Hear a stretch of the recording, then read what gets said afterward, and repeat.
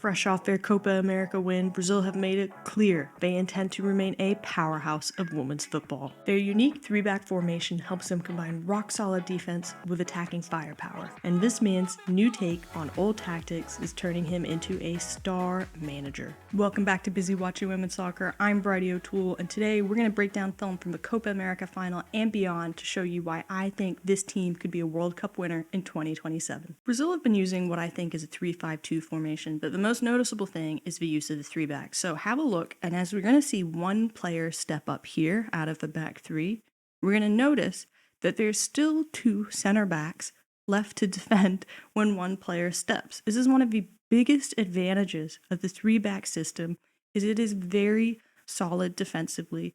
That ball never looks like it's dangerous, even though it's in a very threatening area. That example was kind of cherry-picked because it was from a goal kick, but have a look at this one and just keep your eye on the back three as play changes. What you're going to notice, it's a back three in offense and a back three in defense. There's no changing between an offensive and a defensive structure. It is the same structure. That is very, very helpful for the players who can just dedicate themselves to defending. And we're going to see the back three has moved up quite a lot. They're in a bit of a V shape now. And as we see Tarciane step up for that, she doesn't win. Doesn't matter. We've still got a player back there too. We've got time for these defenders to recover. Forces this switch. Very often, this three back is going to force that switch to find the space. And by the time the switch is completed, you're going to see the overload is gone. Brazil have the numbers here. They look better, stronger defensively. Really, really sound system. Take a look at how Brazil is set up on this goal kick, and I want you to visualize where the defenders would be if this was back four instead. So the primary receivers I would expect to see around here. And by primary receiver, I mean this is the person that the goalkeeper is probably going to kick directly to first. And then we have secondary receivers who are going to be in line to receive the ball once that primary receiver has the ball. And they're going to be even further out, still kind of behind the 18-yard box. And what really gets me is when we compare where a center back would be in the three-back system versus where they would be in a four-back system. And so the thing, if I'm focusing on considering, let's see, our right side center back, if I'm treating them as a primary receiver, they are now so much further away from that attacker that is going to be pressing them. They are in a much safer position. Actually, they're about as far away as the secondary receiver from a four-back would be. So what we're going to notice is that everything is spread out. It becomes much, much safer. It's much easier to avoid those pressing traps because the primary receivers have a lot less pressure coming into them. And then the areas that they're going to pass into, those secondary receivers are way spaced out. So they can send these long stretching balls, and even if they're not able to control it in one touch, and we're going to see here, ball's going to bounce around, it doesn't really matter because it's in an area that's safe. You don't have to defend. And because we've spread the pitch out so much, if the ball's bouncing around, it doesn't really matter. There's space to control it. So one of the biggest advantages of this system, it's very effective at beating pressing traps. If using three backs is so effective, why isn't everybody doing it? Well, quite simply, it is incredibly demanding on the center backs. And that is because a lot of the time they're going to get pushed wide and you're going to have a center back defending one-on-one against a winger like Linda Caicedo. There's only so many center backs in the world that can do that. You have to be incredibly athletic. And of course, American fans remember exactly what can happen when you get a winger into one of these matchups. So that right there is Lauren, who's stepping up on Alyssa Thompson. And as we know, with three-back system, it shouldn't be that much of a problem. There should still be two center backs behind. But the problem is Isa Haas also going to step up on Kat Macario. So now we've lost two center backs. And then to add insult to injury, Lauren is going to follow the ball instead of the player a little bit here. And on those 1-2s, those will really kill you. And look, she just is never able to recover. Thompson, one of the best wingers in the world right now. She's got the speed. She's got the skills. Even though we do have somebody back there to make the tackle, it's just not enough. And you can see exactly how demanding this can be on center backs. The other downside to this system comes when you're looking to counterattack. With three defenders, it usually means you're trying to have more folks behind the ball when you're defending. So you're going to notice here, as Brazil win back this ball, they're attacking in an underloaded situation. They've only got two forwards up there, and they are very mismatched against the Americans. And because of that, this ball is going to go out of play. They're not really able to create a good attacking opportunity on the counter because they are underloaded. And so we're going to notice that a lot of the times this forces a team to preference playing a possession style of football. In the final, the win against Colombia, they had a 59% possession percentage. And in that match where they beat America at the last minute, that was a 58 possession percentage. So this system is going to force you to play a little bit more possession. What exactly is it Brazil want to do when they have possession? Well, take a look at this freeze frame and just look how wild this structure is compared to some of the ones we've been pausing and looking at recently.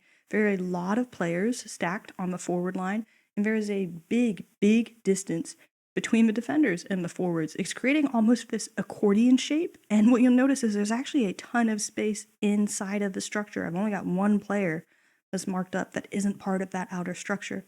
So what this creates is a lot of really long passing lanes. The defenders, if they want to, they have that direct ball on the outside to their forwards. If they don't want to use that, they can go through the midfielders, but the midfielders, again, have to play a very long ball. But you know what? It doesn't matter because this is Brazil. They are very good with the ball in the air. And if it turns out you do need a little bit of extra space to try and control that ball, guess what? There is a ton of space behind them because they are all spread out. So this system works really, really well for that natural Brazilian play style of getting the ball up in the air and then doing lots of small little passes. And we'll see, this is how they created in the tournament. This is a hugely long pass. It's not easily controlled on the first touch, but it really doesn't matter because there's plenty of space to go and compete for it. And then you get magic like this. It's incredible stuff. Brazil's formation has been working really well for them, alongside some bold tactical decisions from head coach Arthur Elias.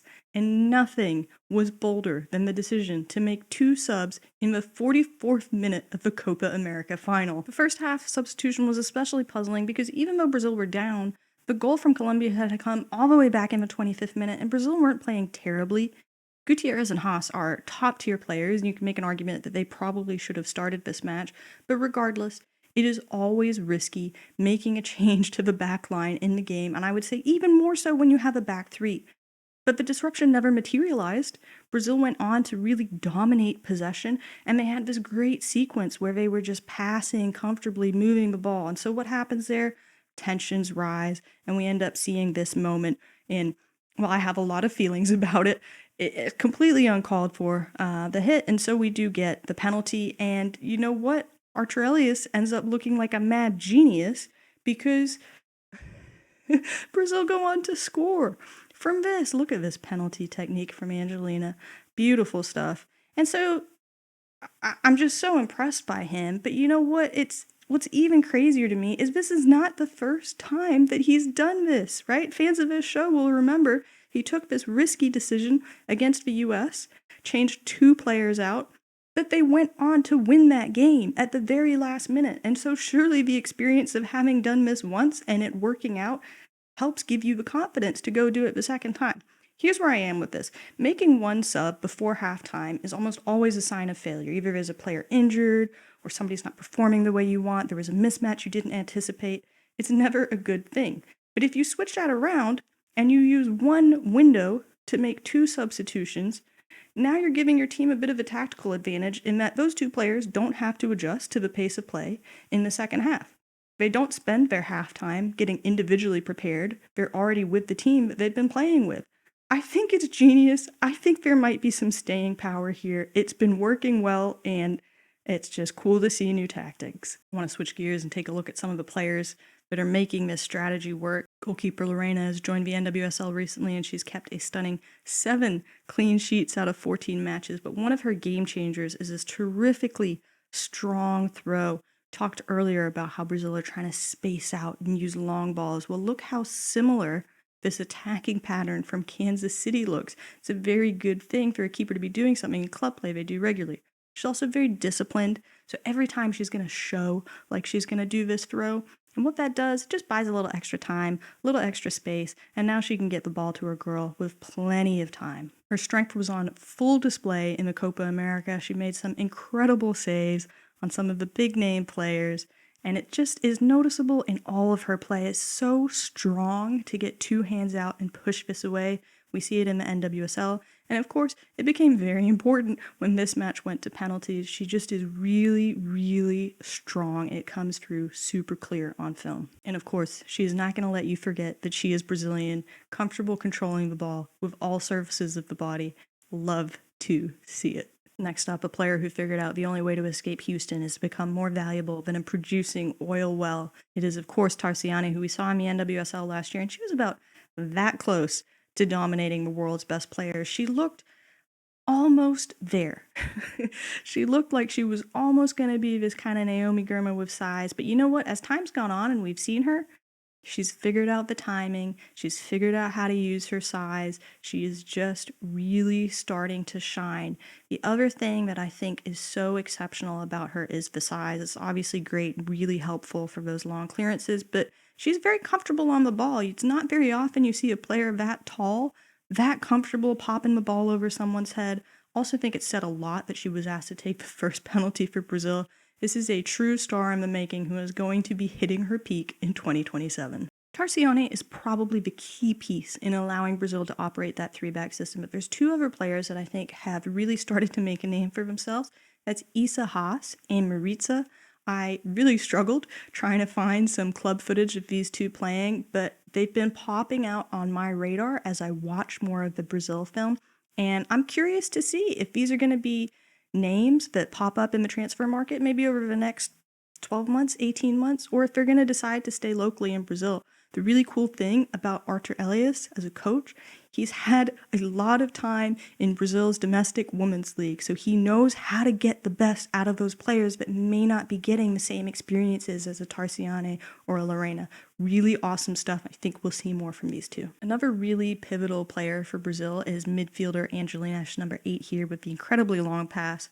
Now, I've covered her long passing, crossing ability in another video about the Orlando Prides. I encourage you to go check that out. We've talked about how important long passing is to the system.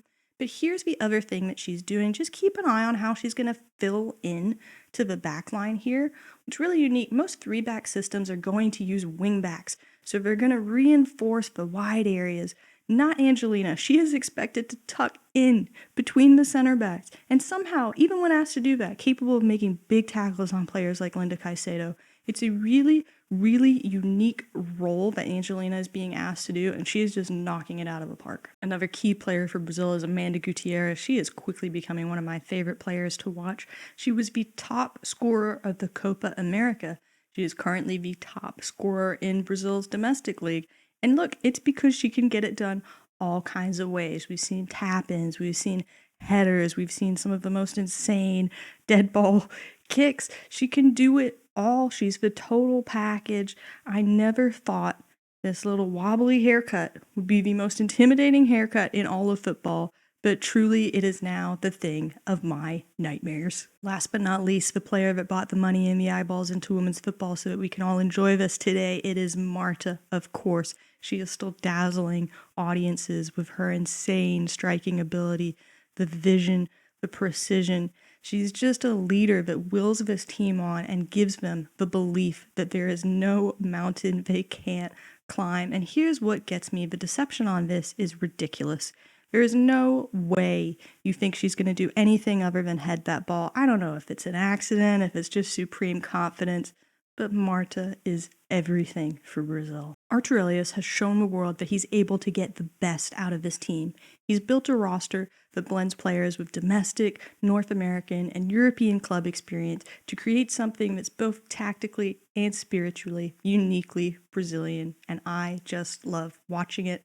I'm very afraid that this team is going to have a pretty solid tactical plan to back up their home field advantage when it comes to the Women's World Cup in 2027. But I, for one, am excited to watch it all go down. Thank you for checking out this video. I will see you next time.